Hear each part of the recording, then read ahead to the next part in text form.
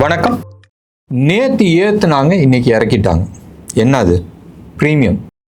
நேற்று market 213 points ப்ரீமியமில் இருந்துச்சு. இன்றைக்கும் ரொம்ப நல்லா இருக்குது. க்ளோஸ்ட் அபவுட் 176 பாயிண்ட்ஸ் ப்ரீமியமில் இருக்குது. அந்த இம்பேலன்ஸ் இருந்துச்சு பிட்வீன் ஃபியூச்சர் அண்ட் ஸ்பாட். அது ஒரு மாதிரி செட்டில் ஆகிருக்கு. பட் ஸ்டில் 176 பாயிண்ட்ஸ் ப்ரீமியமில் தான் இருக்குது. பேங்க் நிஃப்டி ஆல்மோஸ்ட் 374 பாயிண்ட்ஸ் தான், அதே லெவலில் தான், ஒன்றும் பெரிய மாற்றம் கிடையாது.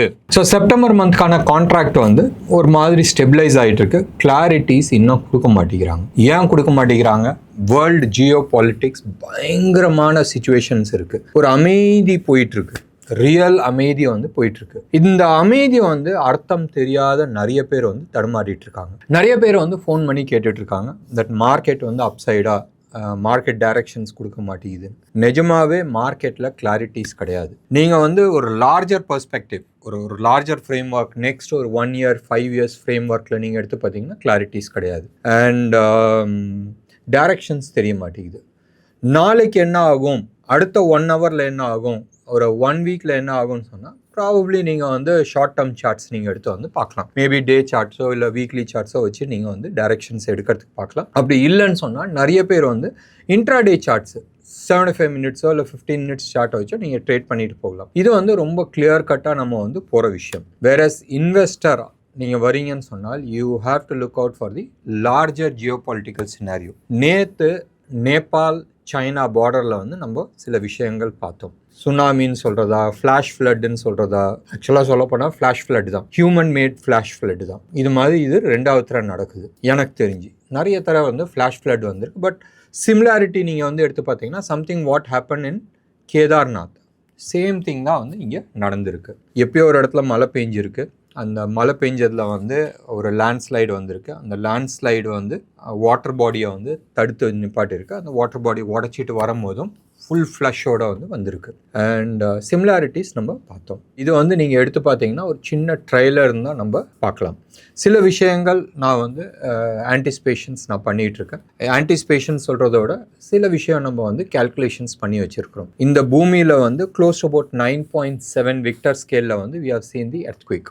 மோஸ்ட்டாக ஜப்பான் சைடில் நம்ம பார்த்துருக்கோம். That's a massive recorded earthquake. ஹிமாலயாஸில் மோர் தென் 10 வரத்துக்கான வாய்ப்புகள் இருக்குது.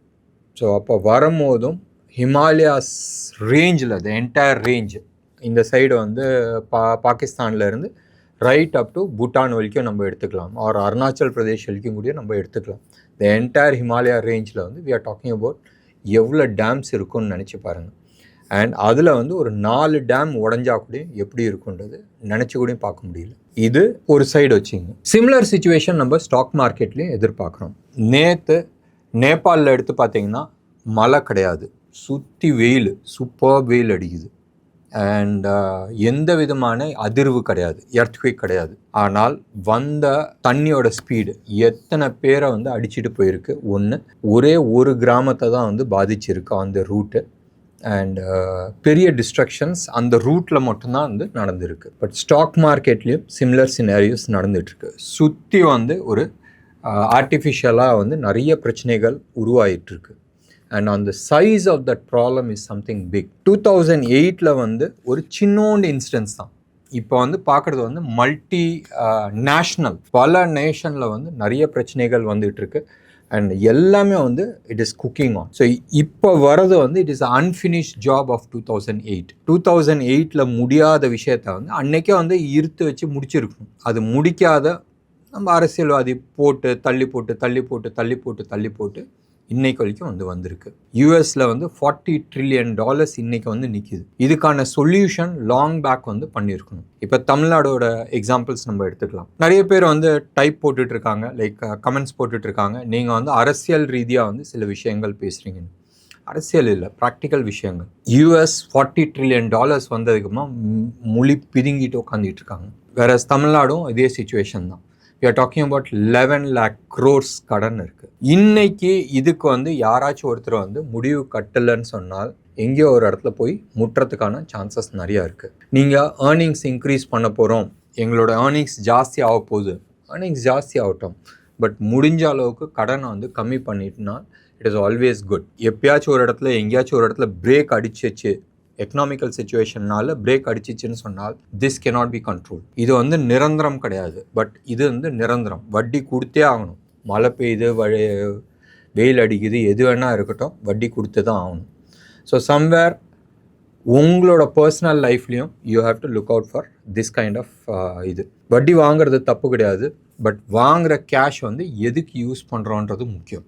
நீங்கள் உங்களோட வெல்ஃபேருக்கு யூஸ் பண்ணுறீங்க, நான் கார் வாங்க போகிறேன், ஃப்ரிட்ஜ் வாங்க போகிறேன், டூருக்கு போகிறேன், பர்சனல் லைஃப் ஸ்டைலுக்கோசரம் இன்க்ரீஸ் பண்ணுறேன்னு சொன்னால் வேணாம். If you are using it for at least home லோனுக்கு, ரைட்? நான் பர்சனலாக ஐம் நாட் ஹோம் வாங்கணுன்னு நான் விருப்பப்படுற ஆள் கிடையாது. பட் இன்கேஸ் நீங்கள் வந்து ஹோம் வாங்குறீங்கன்னா கூட சல்தா, இட் இன்க்ரீசஸ். வருஷத்துக்கு வந்து ஒரு 12-13% வந்து சிஏஜிஆர் கொடுக்குது. இஸ் இட் வர்த்தான்னு கேட்டால் கிடையாது. அந்த ஹோம் லோன் கடனை அடைக்கிறதுக்கு வந்து நீங்கள் ஆல்மோஸ்ட் 10-12 இயர்ஸ் நீங்கள் வந்து எடுத்துக்கிறீங்க. உங்களோட 15-20% ஆஃப் யுவர் லைஃப்பை வந்து you are spending it on home loan அடைக்கிறதுக்கு. I am not favourite on that. Anyway, at least அந்த விதத்தில் வந்து உங்களுக்கு சேவிங்ஸ் ஆகுது. இல்லை வேறு ஏதாச்சும் அப்கிரேடேஷன், உங்களோட நாலேஜ் அப்கிரேடேஷனுக்கோசரம் நீங்கள் செலவு பண்ணுறீங்கன்னா இட் இஸ் குட். சரி, மார்க்கெட்டில் பேசுகிறதுக்கு ஒன்றும் இல்லை. மார்க்கெட் டைரக்ஷன்ஸ்க்கோசரம் வெயிட் பண்ணிகிட்ருக்கு. சிம்பிள் 23,800 கீழே இல்லை 24,600 மேலே தான் வந்து மார்க்கெட்டோட டைரக்ஷன்ஸ் இருக்குது. யூஎஸ் மார்க்கெட் எடுத்துகிட்டனாலும் அங்கேயும் வந்து டைரக்ஷன்ஸ் கொடுக்கல. நேற்று யூஎஸோட என்விடியா ஸ்டாக் வந்து ஓரளவுக்கு ரிசல்ட்ஸ் நல்லா கொடுத்துருக்கு. அந்த ரிசல்ட் எதிர்பார்ப்பில் மேலே போகுன்றது எதிர்பார்த்துட்ருக்காங்க. பட் இந்த ப்ரோக்ராம் வந்து அரௌண்ட் 545 நம்ம ரெக்கார்ட் பண்ணும் போதும் யூஎஸ் மார்க்கெட் மோர் ஃப்ளாட்டிஷாக இருக்குது. அது வந்து டாலர் இண்டெக்ஸ் ஆகட்டும், யூஎஸோட இண்டெக்ஸ் ஆகட்டும், இல்லை பாண்ட் மார்க்கெட் ஆகட்டும், யூஎஸோட 30 year and 10 year bond market ஆகட்டும், இல்லை கோல்டு அண்ட் சில்வர் ஆகட்டும், எல்லாமே வந்து ஃப்ளாட்டிஷாக இருக்குது. Everybody is waiting for some informations. So clarity இல்லாத நீங்கள் வந்து ஃபர்தர் அப்சைட் முடிவு பண்ணுறதுல அர்த்தம் கிடையாது. ப்ரோக்ராம் தொடர்ந்து பாருங்கள். இன்றைக்கி 2 ஸ்டாக்கை பற்றி நம்ம அப்டேட் பண்ணிக்கலாம். கோல்டு வந்து நேற்று இன்டர்நேஷ்னல் மார்க்கெட்டில் குறைஞ்சிருந்துச்சு. இந்தியன் மார்க்கெட்டில் 24 கேரட் ஜிஎஸ்டியோட வித் ரேட் வந்து 16,350, நேற்றோட ஒரு 400 ரூபா குறைஞ்சிருக்கு. சில்வரை பொறுத்த வரைக்கும் 2,47,000 ட்ரேட் ஆகிட்டுருக்கு. நேற்றுலேருந்து ஒரு 4,000 ரூபா பக்கமாக வந்து குறைஞ்சிருக்கு. ருப்பியா பொறுத்த வரைக்கும் ஒரு 13 பைசா வந்து அப் ஆயிருக்கு. 95 rupees 58 பைசாவில் ட்ரேட் ஆகிட்டுருக்கு. நேற்று 45 பைசாவில் ட்ரேட் ஆகிட்டு இருந்துச்சு. இந்தியா விக்ஸை பொறுத்த வரைக்கும் நேற்று குறைஞ்சிருந்துச்சு. இன்றைக்கி வந்து க்ளோஸ் அபவுட் 4.76% வந்து அப் ஆயிருக்கு. அண்ட் எஃப்ஐஐ டேட்டாஸ் இந்த ப்ரோக்ராம் ரெக்கார்ட் பண்ணுற வரைக்கும் வரல. நேற்றோட டேட்டா ரொம்ப ஹெல்த்தியாக இருந்துச்சு. டிஏஐஸ் நம்ம ஆட்கள் ரைட் 6,425 crores வந்து வாங்கியிருந்தாங்க. அண்ட் எஃப்ஐஐஸ் வந்து 502 crores வந்து வாங்கியிருந்தாங்க. 2 ஸ்டாக்கு ரொம்ப நல்லா இருக்குது. ஒன்று வந்து அதானி பவர், இன்றைக்கும் வந்து அப்பா இருந்துச்சு. லாஸ்ட் ட்ரேடட் ப்ரைஸு கேஷ் மார்க்கெட்டில் வந்து 215 rupeesல வந்து இருந்துச்சு. நான் டார்கெட் சொல்கிறதுக்கு முன்னாடி ஒரு விஷயம் சொல்லணும்னு நான் விருப்பப்படுறேன். நான் சிபி ரிஜிஸ்டர்ட் அட்வைசர் கிடையாது. நான் என்னோட எக்ஸ்பீரியன்ஸ் ஷேர் பண்ணுறேன். அண்ட் நான் என்ன ஸ்டாக் வாங்குகிறேனோ அதை பற்றி நான் வந்து டிஸ்கஸ் பண்ணுறேன்.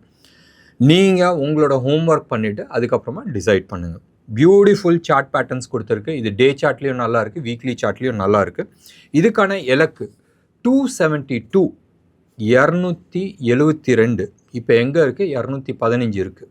So almost we are talking about 60 rupees பக்கமாக அப்சைட் போகிறதுக்கு சான்சஸ் இருக்குது. Before October end time cycle பிரகாரம் பிஃபோர் அக்டோபர் எண்டு வந்து இதை அச்சீவ் ஆகிறதுக்கான பாசிபிலிட்டிஸ் இருக்குது. ஸோ நம்ம வந்து க்ளோஸ் அபவுட் 30% அப்சைட் நம்ம பேசியிருக்கிறோம். செப்டம்பர் அக்டோபர் 2 மாதம் தான். ஸோ பெரிய மூவ் 30% அப்சைடு இருக்குது. இதுக்கு அடுத்தபடியாக நம்ம எடுத்துக்கிட்டோம்னா சேல் வந்து இன்றைக்கி நல்ல ஒரு பிரேக் அவுட் கொடுத்துருக்கு. பியூட்டிஃபுல் மூமெண்டம் வந்துருக்கு லாஸ்ட் 3 டேஸாக. அண்ட் சேல் வந்து இன்னைக்கு க்ளோஸ் ஆன ரேட் வந்து 193 rupeesல வந்து க்ளோஸ் ஆகிருக்கு. அண்ட் இதுக்கான இலக்கு 238 மிட் அக்டோபரில் வந்து வரத்துக்கான வாய்ப்புகள் இருக்குது. என்ன நேர்களே, இன்னைக்கு ப்ரோக்ராம் உங்களுக்கு பிடிச்சிருந்துச்சுன்னா லைக் பண்ணுங்கள், ஷேர் பண்ணுங்கள். டெஃபினட்டாக உங்களோட கமெண்ட்டை நான் எதிர்பார்க்குறேன். நன்றி, வணக்கம்.